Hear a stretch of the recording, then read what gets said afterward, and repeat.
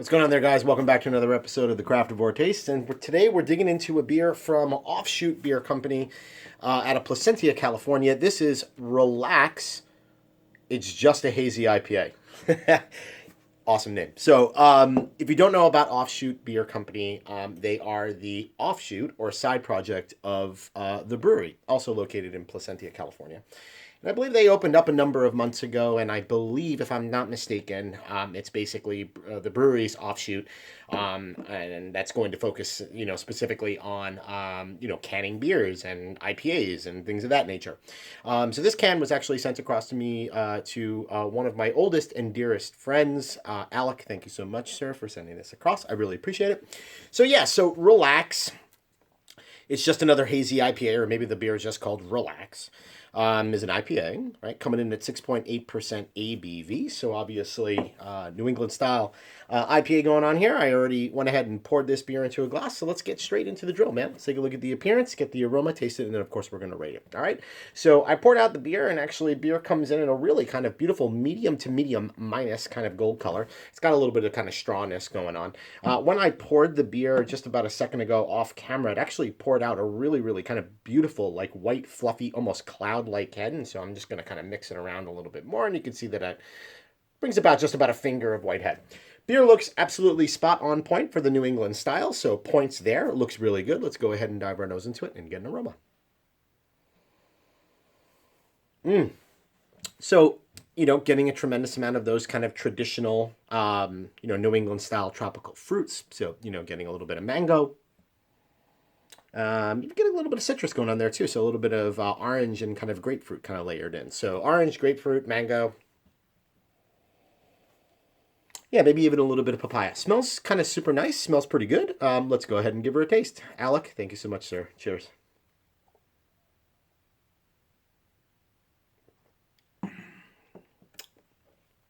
Okay, so very similar in the taste as the nose. So you're getting kind of a lot of kind of orange kind of coming through, a little bit of mango. And then kind of on middle of the kind of palate, you're getting a little bit of that kind of grapefruit kind ofness going on there. So you got this kind of like interesting balance between kind of like tropical fruits and a little bit of that citrusy zestiness, if that makes sense. Going back in for one more taste.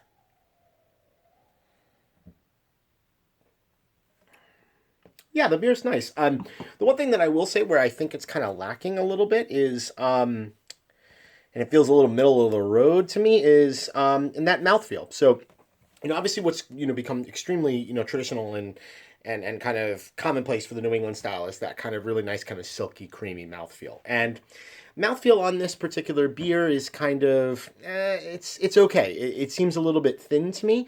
And so, I feel from that perspective, they could probably improve a little bit upon kind of like the mouthfeel in terms of what they're doing, to kind of really truly replicate that kind of New England style. I'm actually kind of shocked because I think this beer like ranked second in like a blind taste test for New England style or hazy IPAs by Paste Magazine, if I'm not mistaken. And that's kind of a little shocking because ultimately in the end, this is their first, shot at the style, which I think it is. I have to do a little bit more research. It's not bad. Like at the end of the day, I would consider it kind of a middle of the road kind of New England style IPA. Second in a blind taste testing? I don't know. One more sip, last, and then we'll give her a rating. Yeah, it's good. All right, let's give her a rating. So, what I kind of really enjoy in the overall nose, I think the nose and the look of the beer is kind of spot on for the style. I think it's a little bit lacking in terms of its overall mouthfeel. Other than that, I wouldn't necessarily say that the hop character is exploding out of the glass for kind of, New England style IPAs that I'm used to.